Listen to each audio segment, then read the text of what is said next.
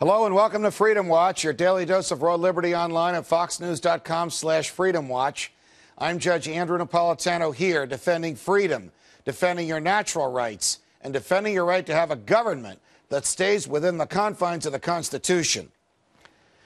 The President Obama, the Nobel Peace Prize winner, has just announced and authorized that he has told the CIA that it can assassinate American citizens in direct violation of the Constitution's Due Process Clause, in violation of federal law, and in violation of treaties to which the U.S. is a party.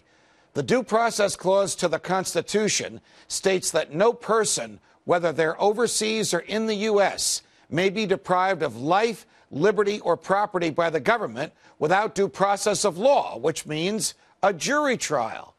Anwar al-Awlaki, a Muslim cleric born in New Mexico but currently living in Yemen, has been suggested by the government as the first possible target of the CIA for his alleged ties to Major Nidal Hasan, the American soldier who allegedly shot and killed 13 people at Fort Hood, Texas last November. Despite Major Hasan's actions and Anwar al-Awlaki's radical rhetoric, the Constitution to the United States was written to restrict the power of the federal government and to assign to it very specific duties. And among those duties is the implicit direction that the purpose of the government is to secure and protect the rights to life, liberty, and property. By undermining the linchpin for protecting basic human liberty, President Obama is proclaiming that the executive branch of the government of the United States of America has the explicit right and authority to murder American citizens. The extra-constitutional CIA, which has been constantly expanding its powers since World War II, has been more than happy to carry out the executive's illegal orders as American citizen Kamal Derwish was killed in a CIA drone strike in 2002. Joining me now, Jacob Hornberger, president of the Future of Freedom Foundation. Jacob, welcome back to Freedom Watch. Thank you, Judge. It's nice to be back. Why do we always have these such unpleasant topics to talk about? I mean, the President of the United States of America actually announced through Admiral Dennis Blair, the Director of National Intelligence, that the CIA has the authority to execute without charge, without trial, without jury, without judge, without appeal, American citizens that it considers dangerous simply because they're not located in the United States. Where do they claim to get this power from? Well, they claim it is the war on terror. I mean, you remember during the 8 years of the Bush administration, the battle was over torture, whether they had the power to torture people that they labeled as terrorists with no trial. Now Obama's taking it one step further and saying, well, we don't need to deal with torturing people anymore. We just kill them. And as you point out, it extends to Americans now. It shows how the argument over torture, which we all participated in the Bush years, which, of course, we don't even know if the Obama administration is following the Bush doctrine or the Constitution on torture, has just gone to its next logical step. I can remember here at Fox arguing in the hypothetical whether or not the president could order an American killed, and everybody was recoiled at even the thought of it. Now it doesn't even make the front pages. What about the Constitution? What about life, liberty, and property? What about the very obligations imposed on the government in the document that created the government itself? Well, that's the whole point of the document in the Bill of Rights. Our ancestors tried to protect us against this omnipotent type of power. That was the whole idea. They said, look, the greatest threat to our freedom, the freedom of the American people, is this federal government that we're calling into existence. And to protect the people from this government, we're going to have the Bill of Rights and constitutional limitations. But based on 9/11, the government found the back door around those constitutional restrictions and saying, well, as long as we're at war, we can convert this crime, this criminal offense, terrorism, into an act of war at our option, and now we can do whatever we want. We're not constrained by the Constitution, the Bill of Rights. We can take out anybody. And, you know, Judge, it's not just overseas, because notice that they've always claimed that the U.S. is part of this battlefield. That means implicitly that they're saying the CIA can now assassinate any American, not only overseas, but here, as long as they label him a suspected terrorist. Well, that's probably what will come next. But if you read the Constitution, it has a couple of definitions in there. There's only one crime defined in the Constitution, and that's the crime of treason. And treason is defined as waging war on the United States or providing aid and comfort to their enemies.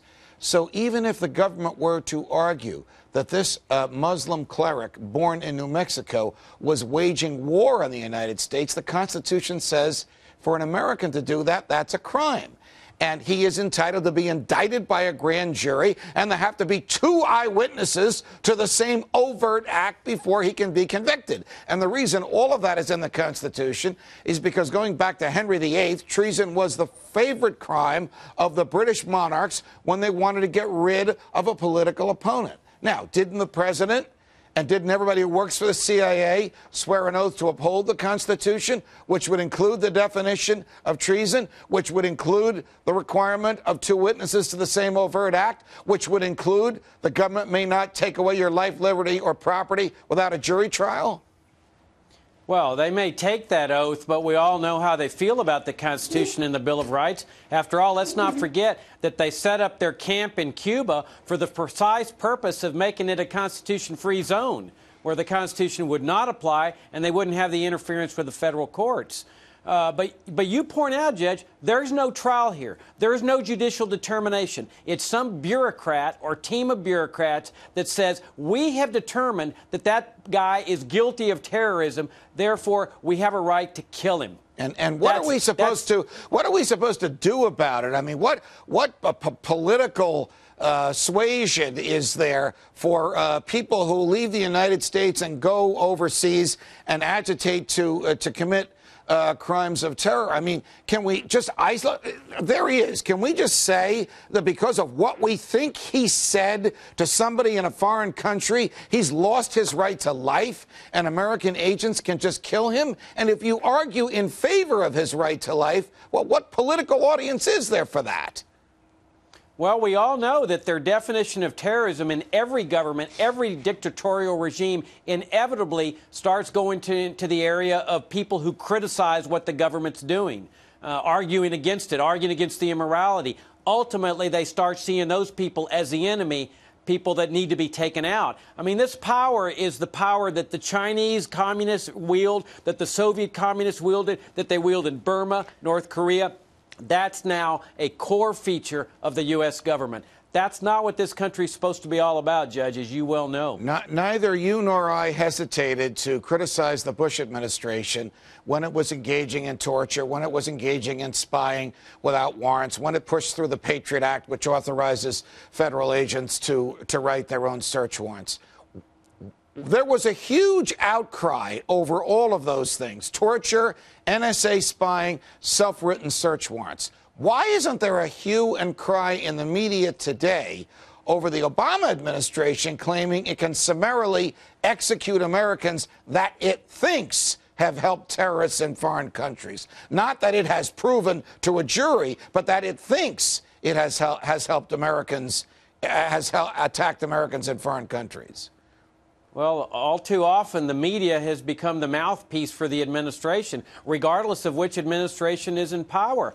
I mean, and conservatives bear some of the responsibility here because they vested these powers in George W. Bush, and we libertarians kept saying, you cannot do this. You have to assume that your worst enemy is in power before you vest these powers in there. And sure enough, now Obama, who the conservatives are calling this dangerous socialist, now has all these powers that they vested in Bush.